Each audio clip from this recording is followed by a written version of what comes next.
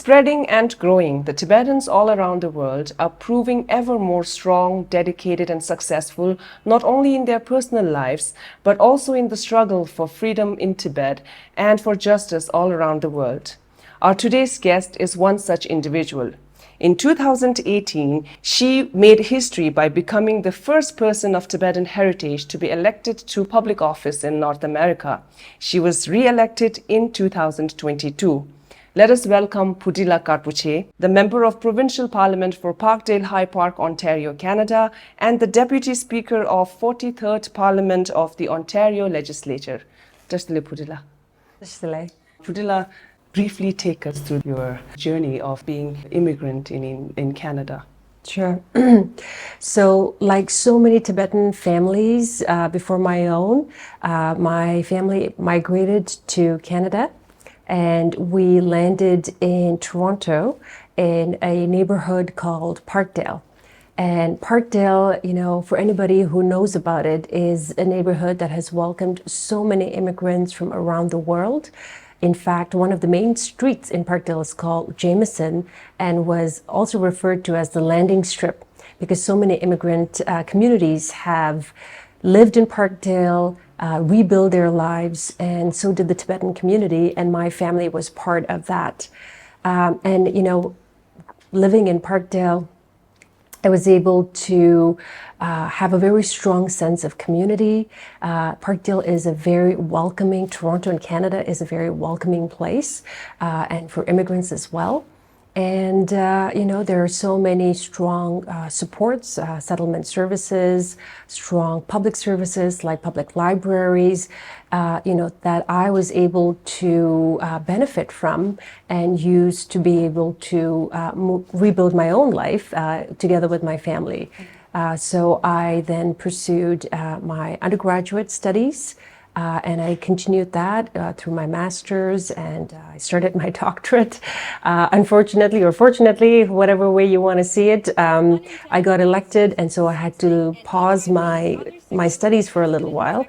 But I knew that entering politics is something that was a calling for me, and it was one of the ways that I could give back to the community of Parkdale High Park that, you know, embraced me and my family, but also give back to Canada, a country that welcomed us. What does a Tibetan Canadian woman of a member of a provincial parliament mean to you and for the larger Tibetan Canadian community in Canada? Sure. So in Canada, the provinces are responsible for some very, very important things that impact people's lives, such as healthcare, education. You know, we have a public education system, we have a public healthcare system, housing issues, transportation, all of these things that make a big difference in people's lives. And so I knew that, you know, provincial politics is where I wanted to go in. These were issues that I felt very passionate about. I myself have a health background. I'm an epidemiologist in public health. And so I knew that provincial politics is where I could make a big difference, you know, because when you're able to change policy, you impact the lives of so many people. And if you want to build strong communities and healthy communities, then you really need to make sure that the right investments are being made, you know, and the systemic changes that are needed are being, you know, pushed through policy. So because of the potency of policy, you know, and my own work over the years in politics, it was the right combination of my interests, my passion, and my desire to be of service. Right, right. Since you are the first woman of Tibetan heritage to be elected to public office in North America, and it's very rare to see a Tibetan in that level of political participation and leadership in that part of the world. So it's evident that such accomplishment is not easy. So what kind of challenges did you have to overcome in order to become a legislative member of the Ontario? For sure. I think that generally speaking, there are a lot of challenges for a woman to be in politics, and that's not just a Tibetan woman, because the system is, it wasn't designed for women to be in positions of office.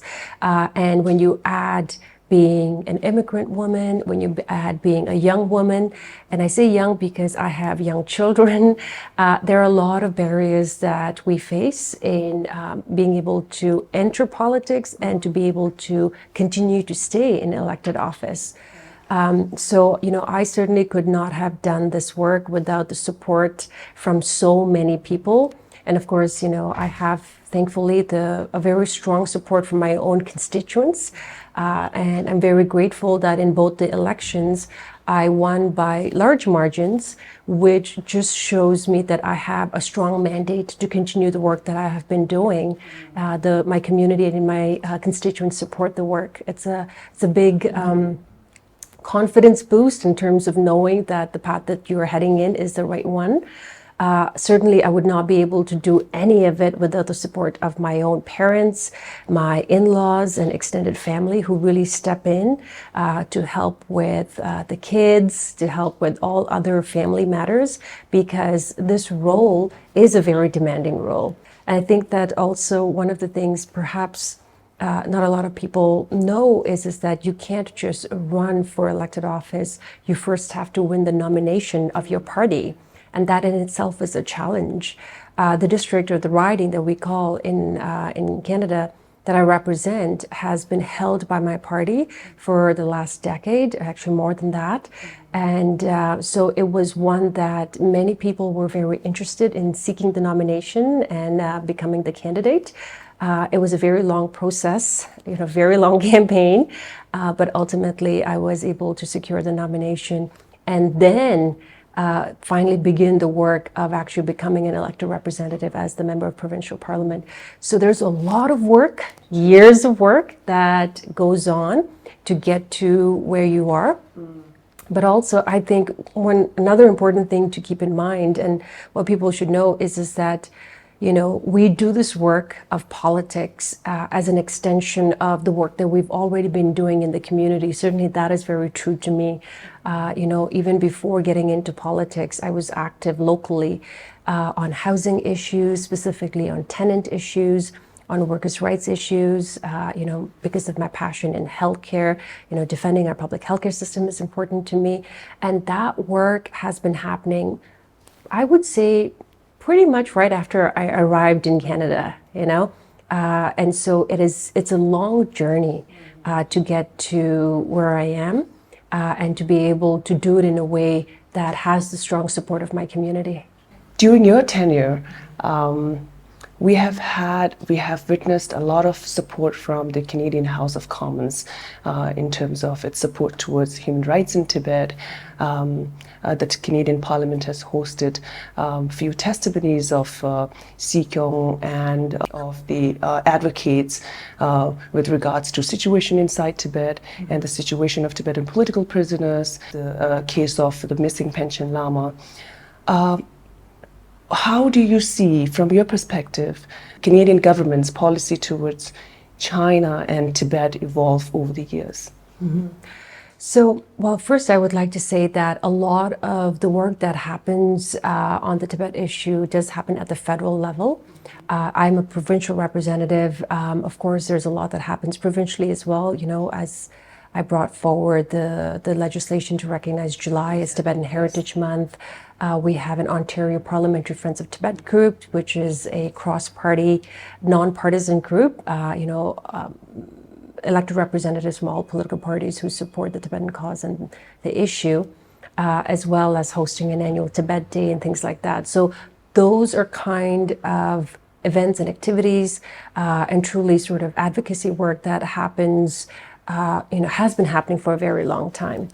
I think that also the recent events in terms of various committees hosting hearings, including a motion that passed recently brought forward by a Bloc Québécois MP that received unanimous consent of the House, is again years in the making. You know, there's been so much good work in terms of advocacy done by Tibetan Canadians. The Tibetan community is very organized.